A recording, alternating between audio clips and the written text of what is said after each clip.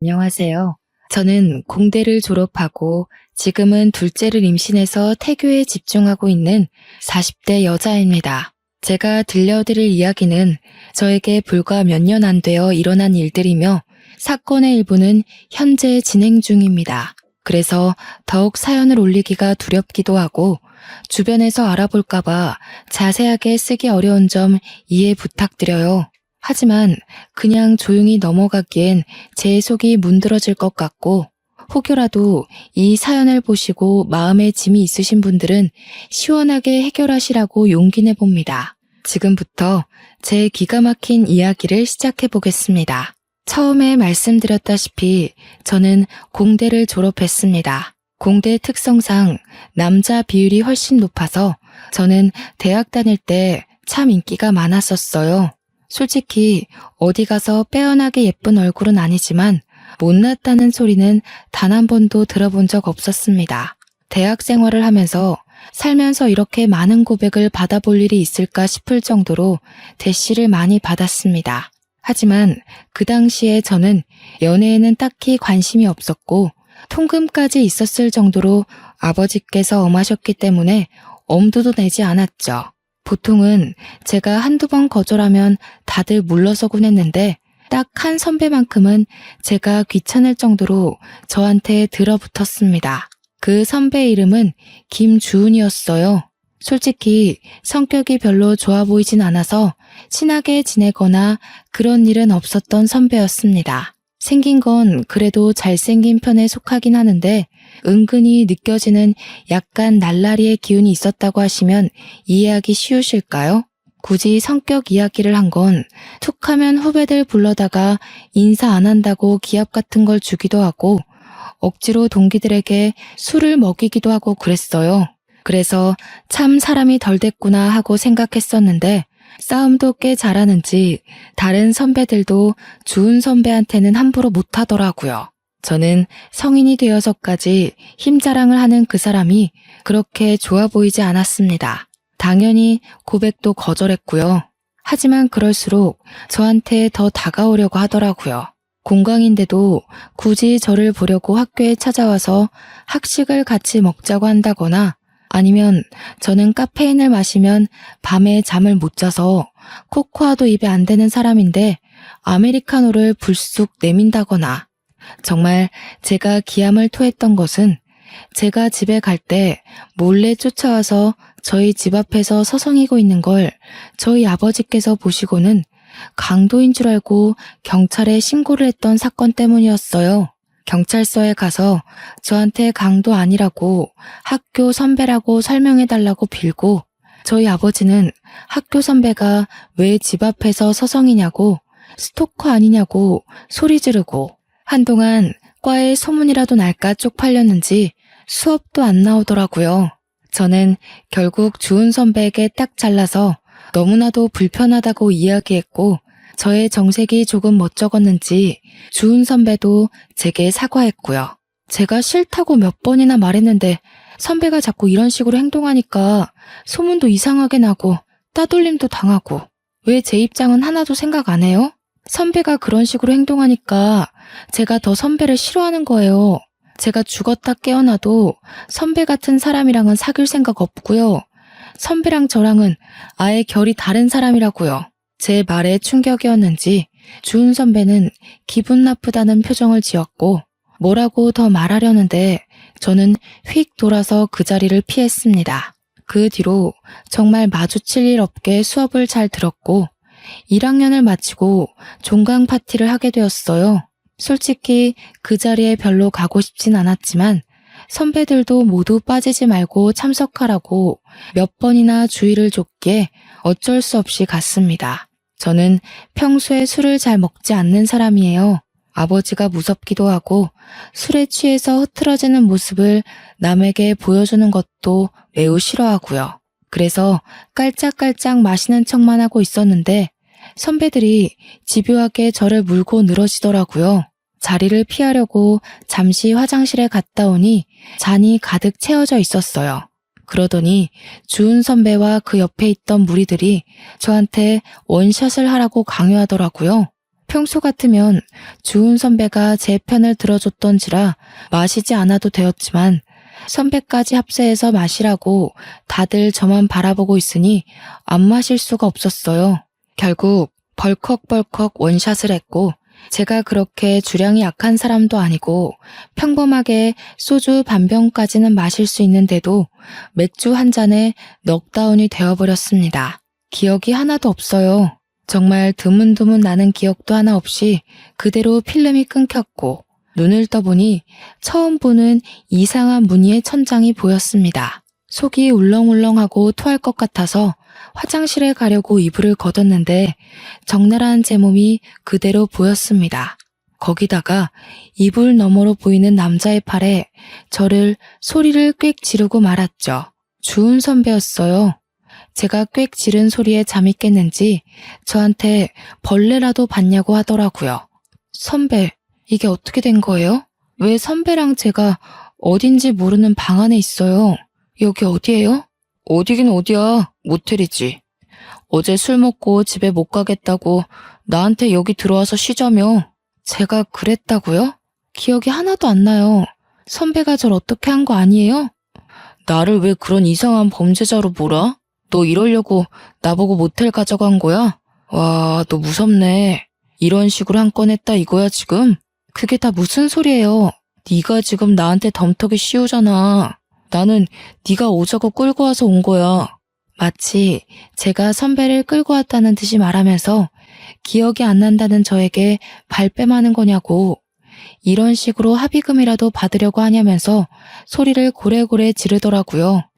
저는 정말 억울해 미칠 것 같았습니다. 어제 내가 고백했더니 좋다며, 사귀자며, 술 취해서 그런 거니? 술 깼더니 다 모르고 싶어서 지금 날 범죄자 취급하는 거야? 합의해야 한 거야. 저는 휴대폰을 챙겨서 제대로 씻지도 않고 바로 모텔을 뛰쳐나왔어요. 경찰서 앞에서 서성이다가 용기를 내서 들어갔고요. 경찰관에게 아무래도 밤새 안 좋은 일을 당한 것 같으니 검사를 받고 싶다고 했고 산부인과에 가서 진단서를 끊어오라고 하더라고요. 밤새 집에도 들어오지 않고 연락도 되지 않는 딸을 찾는 아버지께서 계속해서 전화를 걸어왔지만 그게 문제가 아니었기 때문에 병원으로 갔습니다. 하지만 아주 청청병력 같은 소리를 들었어요. 제가 반항을 한 흔적이 어디에도 남아있지 않다는 거예요. 동행한 여성 경찰관님께서 증거 없이 기억도 없이 신고를 하게 되면 무고죄가 성립될 수 있으니 다시 한번 생각해보라고 했습니다. 저는 망연자실한 상태로 집으로 돌아왔고 아주 호되게 혼이 났습니다. 그렇게 다음 학기를 기다리며 겨울방학을 보내고 있는데 정말 하늘도 무심하시지 생리가 끊긴 거예요. 저는 벌벌 떨면서 임신 테스트기를 했고 정확하게 두 줄이 뜨는 걸 보고 기절할 뻔했습니다. 저는 가족들에게 알리지 않고 주은 선배에게 먼저 연락을 했어요. 선배, 저 좀 만나요. 그래, 우리 만나서 오해를 좀 풀자. 저는 주은 선배를 동네 카페에서 기다렸고 30분이 지나서야 헐레벌떡 선배가 도착했습니다. 저의 얼굴이 어두워졌는지 무슨 일 있느냐고 물어보더라고요. 선배, 저 임신했어요. 하지만 이제 겨우 20살이고 아직 학교도 1년밖에 다니지 못했어요. 그러니까 애를 지워야 해요. 도와주세요. 그게 무슨 말도 안 되는 소리야. 내가 책임질게. 현실적으로 생각해요. 지금 우리 대학생이라고요. 그게 무슨 문제야. 나는 군대도 다녀왔고 이제 1년만 더 학교를 다니면 졸업이야. 너 출산할 때쯤엔 나도 취업을 할 수 있어. 그러니까 우리 결혼하자. 저는 이 사람을 믿고 결혼해야겠다는 생각이 전혀 들지 않았어요. 무조건 책임질 수 있다, 먹여 살리겠다, 호언장담하는 선배가 답답할 뿐이었죠. 계획도 전혀 없고 그렇다고 집안이 넉넉한 것도 아니고 선배나 저나 그저 부모님께 손 벌려 학교를 다니는 그런 어린애였을 뿐인걸요. 하지만 선배는 쇳불도 당김에 빼랬다면서 그 자리에서 바로 저희 집으로 갔어요. 당연히 오랜만에 외출한 딸이 남자를 하나 덜컥 데려왔으니 저희 집도 난리가 났죠. 거기다가 주은 선배가 아무런 준비도 안 됐는데 다짜고짜 제가 임신한 사실을 알렸어요. 제가 미경이 남자친구입니다. 미경이가 임신을 해서 저희 결혼하겠습니다. 20살밖에 안 된 딸이 임신을 했다니 그것도 밤이고 낮이고 하루 종일 해코지는 당하지 않을까 금이야 오기야 했던 딸이 임신이라니. 저희 어머니는 뒷목을 잡고 주저앉으셨고 아버지는 화가 나서 선배를 발로 찼어요. 선배는 그런 수모를 당하는 와중에도 꿋꿋하게 결혼을 해달라고 버티고 있었습니다.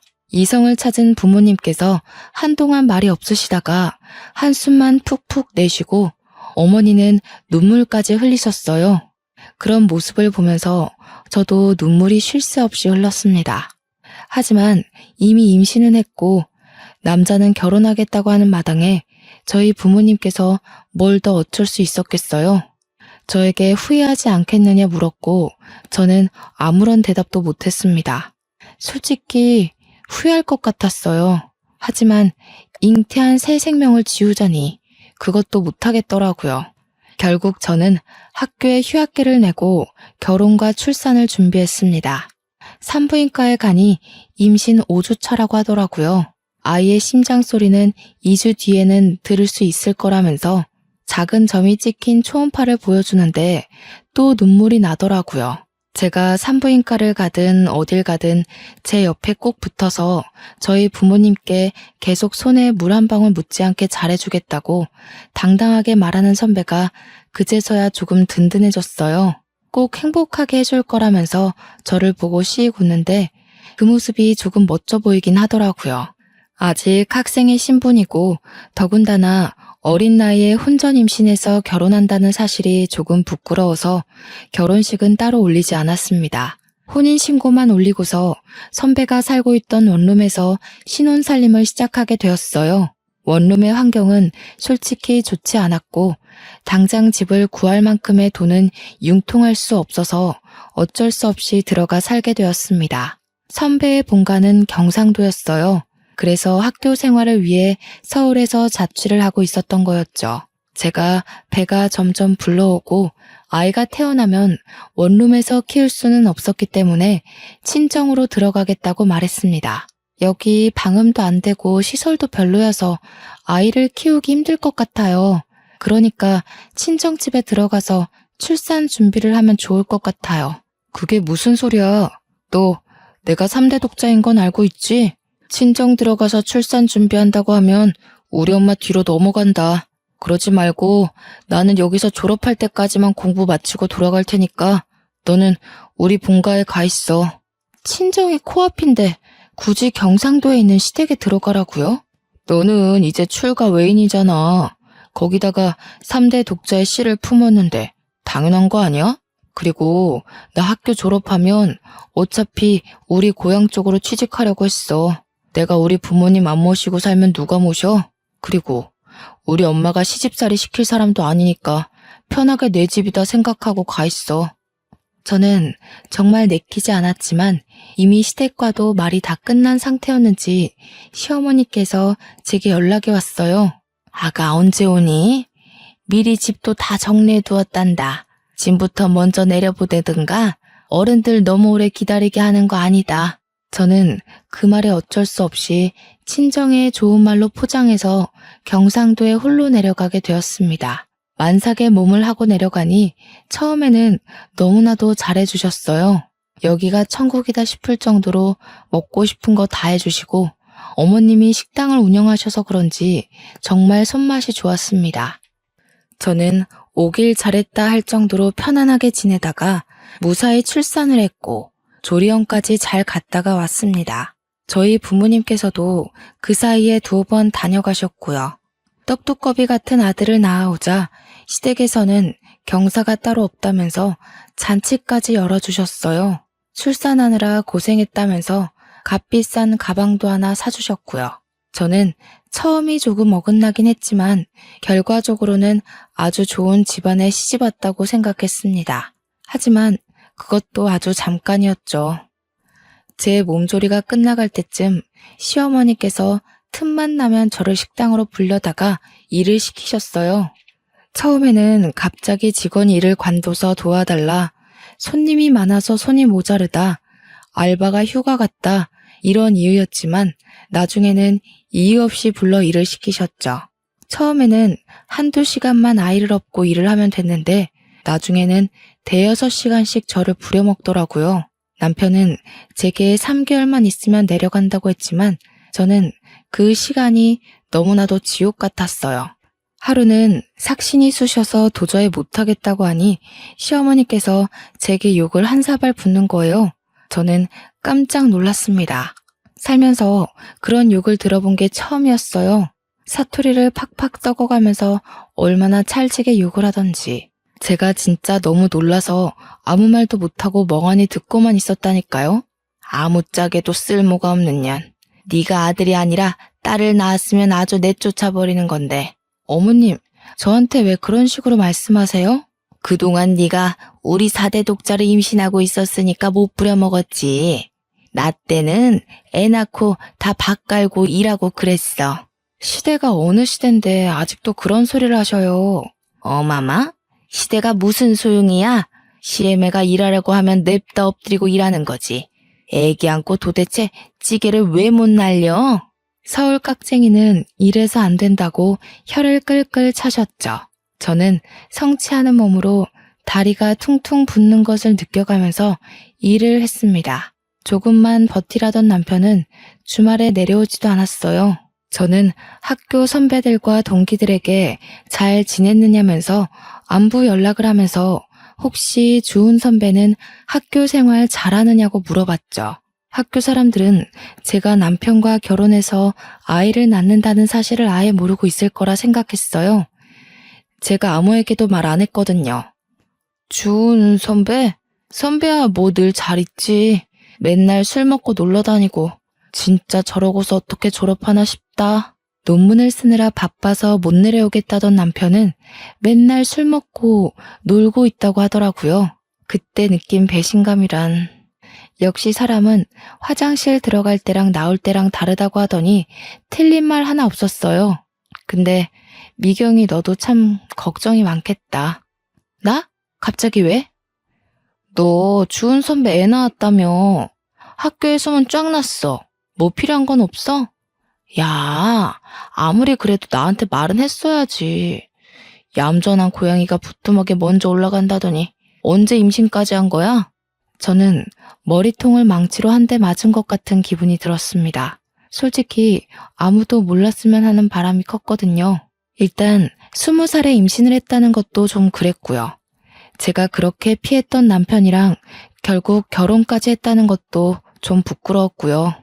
저는 대꾸하지 않고 나중에 연락하겠다고 하고 전화를 끊었습니다. 그러자 동기한테 문자가 오더라고요. 읽을까 말까 하다가 문자 메시지함을 딱 열었는데 정말 속이 상했죠. 근데 주은 선배 솔직히 너무 별론 거 알지? 너에 대해서도 안 좋게 이야기하고 다니더라. 그래도 내가 너랑 친한 동기라서 전해주는 건데 아무리 도도한 여자라도 잡아뜨리면 그만이라고. 선배들이랑 이야기하는 거 들었어. 아무튼 이미 결혼도 했고 아이도 낳았으니 내가 오지랖 부리는 게 맞긴 하지만 너도 현명하게 잘 결정하길 바랄게. 정말 결혼한 지 1년도 되지 않았는데 이런 소리를 들으니까 너무 속이 상했어요. 방 안에 웅크리고 엉엉 울어버렸습니다. 그러자 집에서 곡소리가 난다면서 시어머니께서 문을 벌컥 열고 들어와 울 시간 있으면 빨래라도 하라고 하더라고요. 정말 도망치고 싶었습니다. 바로 남편에게 전화를 걸었습니다. 학교에서 도대체 무슨 말을 하고 다니는 거예요? 무슨 소리야. 내가 무슨 소리를 뭐라고 다녔는데. 논문 쓰느라 바빠. 어제도 술 먹고 놀았다면서요. 내가 다 들었어요. 너 동기들 시켜서 나 감시하고 다니니? 진짜 무섭다. 감시라뇨? 동기들이 나한테 현명한 선택을 하래요. 나에 대해서 안 좋게 말하고 다닌다면서요. 아무리 도도해봤자 잡아뜨리면 그만이라고 그렇게 말하고 다닌다면서요. 와, 어떤 새끼가 바로 일렀지? 야, 어차피 너 내 애도 낳았고 우리 혼인신고도 해서 정식 부부잖아. 이제 와서 네가 할 수 있는 현명한 선택이 뭔데? 우리 엄마가 전화해서 그러더라. 너 요즘 몸 아프다고 식당 일도 안 돕는다며? 자고로 시집 왔으면 시댁 살림에 제대로 신경 쓰고 살아야지. 가서 식당 일도 척척 도와드리고 빨래랑 설거지도 좀 하고. 그래야 이쁨을 받을 거 아냐. 네가 나한테 시집 와서 잘한 게 뭐가 있어? 아들 낳은 거? 그것도 내 씨가 좋은 거지. 네가 잘한 게 아니라. 맞지? 저는 남편과 통화가 끝나자마자 친정아버지께 전화를 걸었어요. 오랜만에 딸에게 전화가 와서 신나게 전화를 받으신 아버지께서 딸이 엉엉 울고 있으니 무슨 일이냐며 당장 말하라고 하시더라고요. 지금 남편이 제게 한 말, 시어머니께서 제게 한 행동을 모조리 다 일렀습니다. 아버지는 짐부터 싸놓고 기다리라고 하셨어요. 당장 내려가겠다면서 저를 끌고 갈 테니 4시간 정도 걸릴 거라고 어머니와 함께 가겠다고 하시더라고요. 저는 울면서 빨리 와달라고 했고 전화를 끊자마자 재빨리 짐을 챙겼습니다. 아이가 먹을 분유와 우유병, 기저귀도 넉넉하게 챙기고 방 안에서 꼼짝 않고 아버지를 기다렸어요.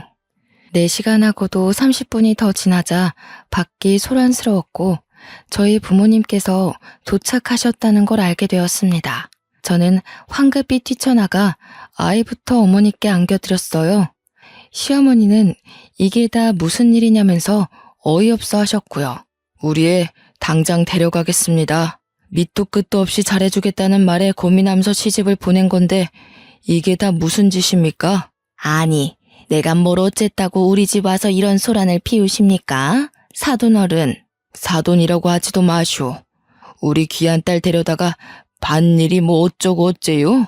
거기다가 식당 일까지 하라 그랬다고요? 욕도 하고. 우리 집 식구가 되었으니 같이 돕고 살자는 거죠. 그리고 아이는 왜 데려가려고 그래? 우리 집 4대 독자야. 절대 못 줘.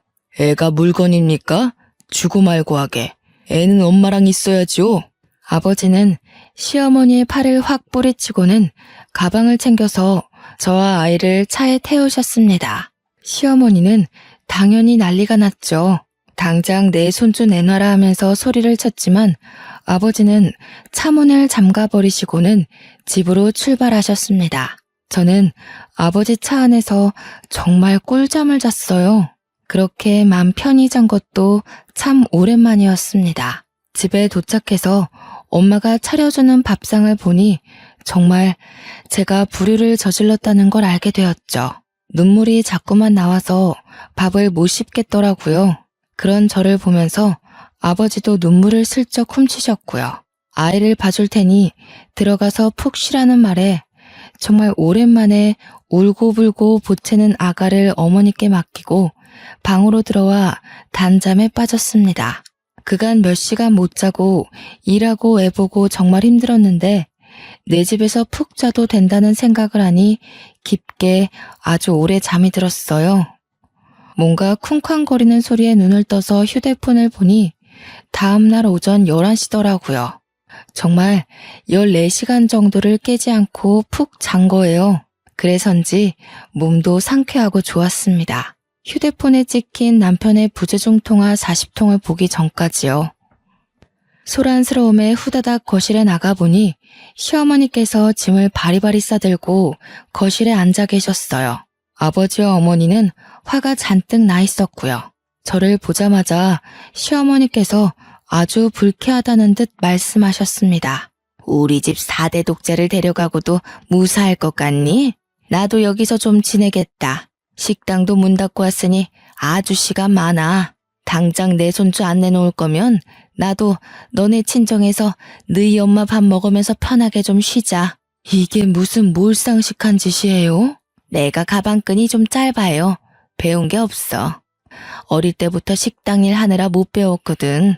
그러니까 내 손주 내놓으시던가 아니면 나도 여기서 살 거니까 그런 줄 아쇼.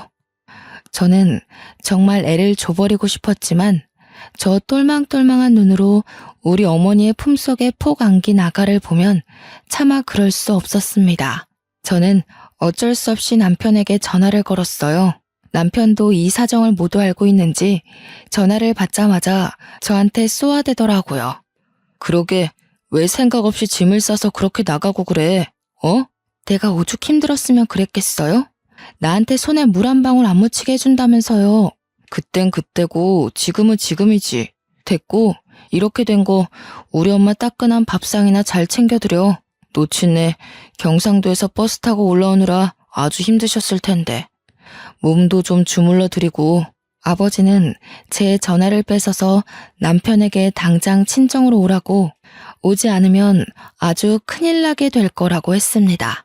남편은 아버지껜 깨갱하고 알겠습니다 대꾸하고 바로 전화를 끊더라고요.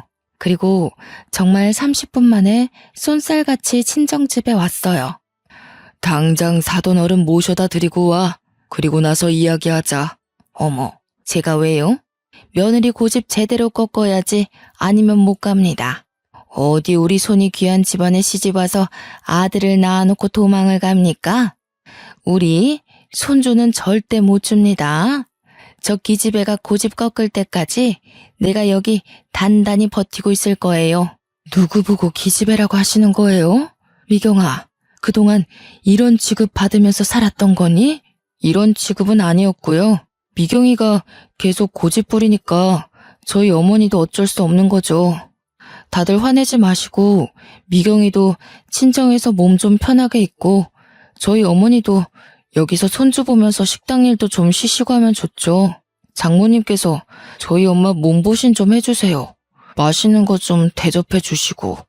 남편의 말에 화가 나신 아버지는 남편의 뺨을 치셨고, 시어머니는 그 모습을 보고 제 머리채를 잡고 난리를 치셨습니다. 제 머리채가 잡히자 저희 어머니는 시어머니의 머리채를 잡았고요. 남편은 뜯어 말린답시고 낑겨서 낑낑거렸고요. 저희 아버지는 그대로 경찰을 불렀습니다. 경찰이 오고 온 가족이 만신창인 채로 조서를 썼고요. 저희 아버지는 당장 이혼하라고 엄포를 놓았습니다. 물론 저도 이혼하고 싶은 생각이 굳건했고 시어머니만큼은 죽어도 안 된다 하셨지만 아버지께서 안 되면 소송이라도 불사하겠다 하셨죠. 경찰서까지 온 마당에 뭐가 더 두렵겠습니까? 하지만 먼저 손을 올린 게 저희 아버지였기 때문에 시댁에서는 그걸 빌미로 아이의 양육권을 달라고 요구했습니다. 결국 합의 이혼으로 끝나지 않아서 소송을 걸게 되었고요. 아버지의 사건과는 별개로 이혼 소송이 진행되었고 당연히 친권, 양육권 모두 아이가 어려 저에게 오게 되었습니다. 저는 그렇게 지긋지긋한 2년을 보내고 화려한 돌싱이 되었습니다. 고작 2년밖에 지나지 않았다는 게 2년 동안 일어난 일이라는 게 놀라웠죠. 저는 당당하게 학교에 복학 신청을 냈습니다. 어차피 다 알려졌다고 해도 저만 당당하면 되는 거 아니겠어요? 이혼 소송에서도 승소했고요. 저는 지은 죄가 없기 때문에 더 당당할 수 있었어요. 저를 알아보는 동기와 선배들도 있었지만 오히려 제가 떳떳하게 나가니 제게 전 남편에 대한 이야기를 묻지 않더라고요. 저는 그렇게 23살 나이로 2학년으로 복학했고 무사히 26살에 졸업까지 하게 되었습니다. 제가 졸업할 즈음 담당 교수님께서 대학원으로 진학할 것을 권유해 주셨고 저는 가족들과 상의 끝에 대학원을 가기로 했습니다. 때마침 어린이집에 자리가 나서 아이를 어린이집에 맡길 수 있었거든요. 대학원에 가니 저와 엄청 친했던 건 아니지만 그래도 안면이 있던 선배가 연구실에 있더라고요. 그 선배 덕에 저는 연구실에 적응을 잘할 수 있게 되었고 팀의 주축인 선배를 따라서 논문 주제도 정할 수 있었고요. 그렇게 1년, 2년 시간이 지나고 선배가 논문을 완성하면 이제 연구실도 떠나게 되어 다 같이 송별회라도 해야 하는 것 아니냐고 이야기를 나누고 있는데 선배가 대뜸 저에게 그러지 말고 연애를 하자고 하더라고요. 저는 그래 어차피 연애뿐인데 뭐 어떤가 싶어서 선배와 사귀기로 했어요. 사귀는 동안 참 선배가 괜찮은 사람이라는 걸 느꼈습니다. 아이 때문에 급하게 제가 약속을 깨버리는 날에도 화를 낸 적 없고, 아이가 아파 응급실에 가야 할 때도 발벗고 나서주곤 했어요. 아이에게 아빠가 필요한 순간에 선배가 그 자리를 채워주었습니다. 그렇게 연애를 계속 해오면서 저도 모르게 선배에게 참 많이 의지했던 것 같아요. 헤어지는 게 무섭고 두려워지더라고요. 그러던 어느 날 선배의 연구 결과를 인정받아 대기업에 취업이 확정되고 선배네 부모님께서 대뜸 저를 보고 싶다고 했다고 하시더라고요. 연애만 하자더니 나이도 이제 30 중반을 넘겼으니까 집에서 궁금하신가 봐. 저 또한 30을 넘긴 나이였고 저희 집에서도 은근히 남자 없느냐고 물어보던 와중이라 믿져야 본전이다 싶어서 만나보겠다고 했습니다. 솔직히 긴장 안 했다면 거짓말이죠. 과일 바구니까지 사서 투피스 쫙 빼입고 선배네 집을 방문했어요. 아니, 왜 이제 왔어? 너무 잘 왔어. 어떤 사람인지 궁금했는데 딱 내가 예상한 대로야. 안녕하세요. 이미경이라고 합니다. 얘기 많이 들었어요. 일단 밥 먹읍시다. 정성스럽게 차려진 밥을 먹고 제가 사온 과일을 다 같이 나눠 먹고 있는데 아주 고민하시더니 선배네 부모님께서 제게 넌지시 물어보셨어요. 아기가 벌써 초등학생이라고 들었는데 아무래도 아이가 더 크기 전에 재혼을 해야 아이랑 사이도 틀어지지 않고 더 돈독해지지 않을까? 우리들이 그렇게 꽉 막힌 사람들은 아니라서. 연구원 부부가 얼마나 멋있어. 신혼집도 서울에다가 해줄 수 있고. 그쵸 여보? 아유 말 맞다나. 결혼만 한다고 하면 내가 가진 저 강남 아파트 명의 바로 돌려줄 수 있지. 명의도 내가 통 크게 반반해줄 수 있어요. 다음에는 아이도 한번 데려오면 좋겠는데 내가 할아버지 되는 거 아니야? 저는 너무나도 당황스러웠습니다. 분명 선배는 결혼 생각 없는 것 같았는데 저는 의문이 가득한 눈으로 선배를 보니 모른 척하며 제 손을 꽉 잡더라고요. 전 남편처럼 말로만 잘하겠다, 호강시켜주겠다 하는 것보다 더 마음으로 느껴지는 든든함이 있었어요. 저는 그렇게 다시 한번 결혼을 하게 되었습니다. 이번에는 드레스도 제대로 입어보자면서 결혼식 준비를 단단히 했고 웨딩 촬영도 아주 이쁘게 찍었고요. 소식을 들은 전 남편이 결혼식에 깽판 치러 오겠다면서 동기들에게 고래고래 선포를 했다고 하더라고요. 저는 솔직히 너무나도 겁이 났지만 대형 로펌을 운영하고 계신 시부모님께서는 걱정 말라고 변호사 부부의 무서움을 보여주겠다고 싱글벙글이시더라고요. 그렇게 결혼식 당일이 되었고 전 남편의 흔적은 찾아볼 수도 없었습니다. 선배와 저는 신혼여행을 가고 나서야 진짜로 전 남편이 결혼식장에 왔었다는 이야기를 들었어요.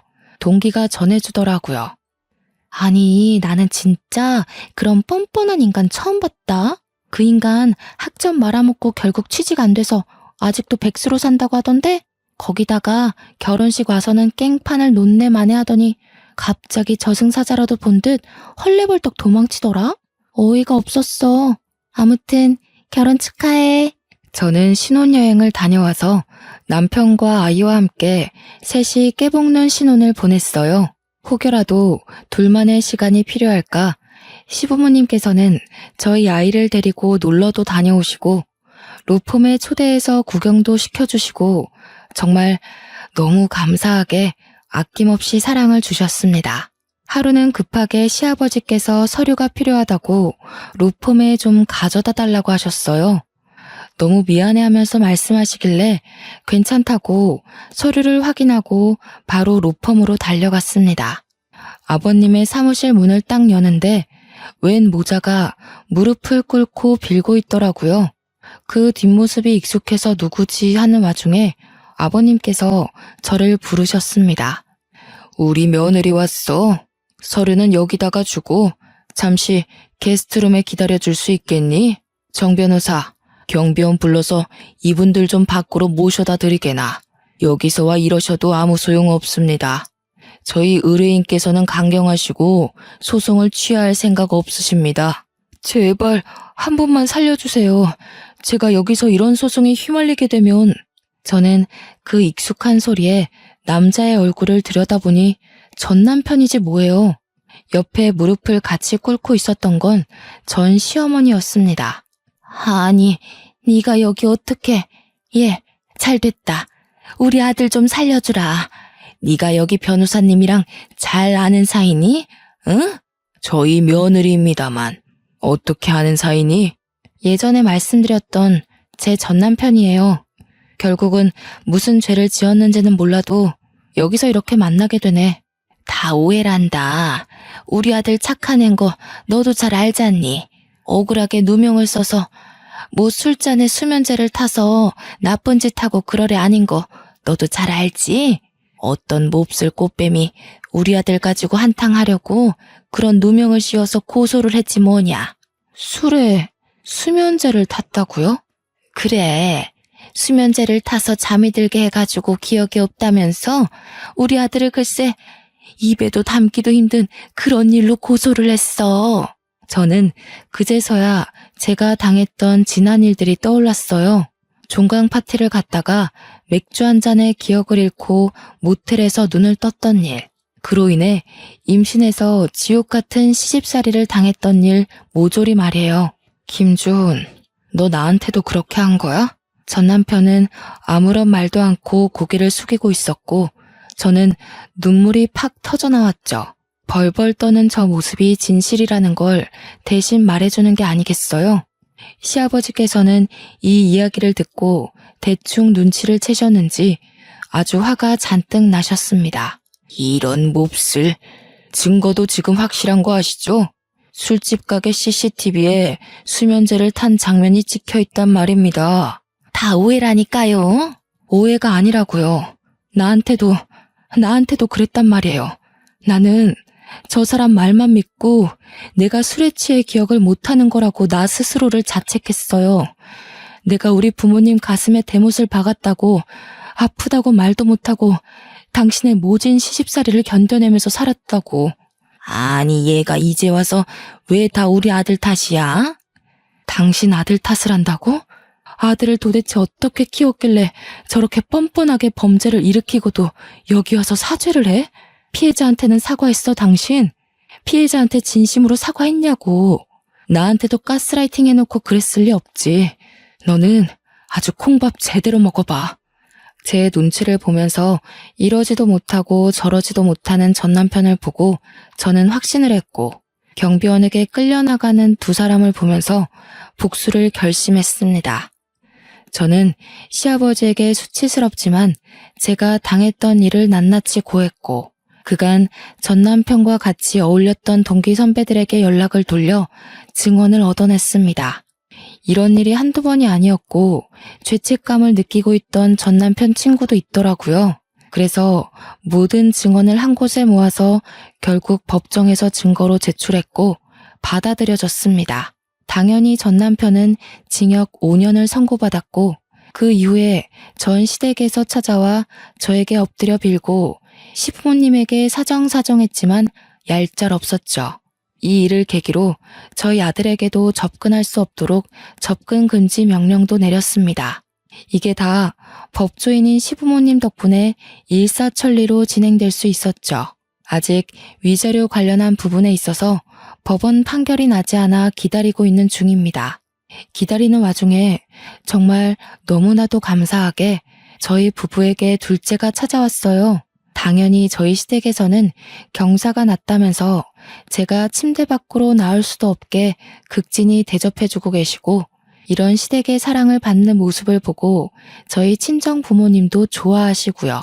양가가 서로 친하게 지내면서 서로를 생각해주는 모습이 딱 제가 원하던 이상적인 부부의 모습이었답니다. 저는 이 행복을 가지고 앞으로 마무리해야 할 전 남편과의 소송을 잘 이겨내 보려고 합니다. 아마 든든한 저희 시부모님 덕분에 소송에서 지게 될 일은 단 1%도 없지만 그래도 끝까지 아주 나락으로 보내버릴 예정입니다. 5년형을 받고도 반성을 하고 있는지 어쩐지 전 시어머니께서 매번 그렇게 면회를 간다고 하시더라고요. 둘이 아주 부둥켜 앉지만 않았지 울고불고 한다고 하던데 남의 눈에서 눈물을 그렇게 뽑아댔으니 지들 눈에서는 피눈물 흘려야죠. 저도 마음 아주 단단히 먹고 이겨낼 겁니다. 도와주는 가족들이 옆에 있으니까요. 지금까지 제 이야기를 들어주셔서 너무나도 감사합니다.